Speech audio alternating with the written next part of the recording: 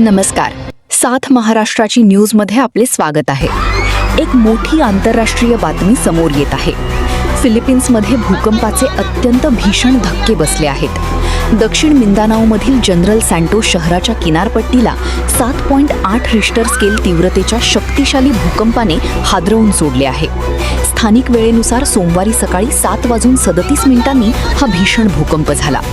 भूकंपाची तीव्रता इतकी भयानक होती की नागरिक जीव वाचवण्यासाठी इमारतींमधून बाहेर रस्त्यावर धावले. प्राथमिक माहितीनुसार जनरल सँटोस आणि आसपासच्या परिसरात अनेक इमारती पत्त्यासारख्या कोसळल्या असून पायाभूत सुविधांचे मोठे नुकसान झाले आहे. अनेक भागांतील वीज पुरवठा पूर्णपणे खंडित झाला आहे. मुख्य भूकंपानंतर 6.7 रिश्टर स्केलच्या मोठ्या धक्क्यासह अनेक आफ्टर शॉक्स म्हणजेच भूकंपाचे छोटे मोठे धक्के सतत जाणवत आहेत.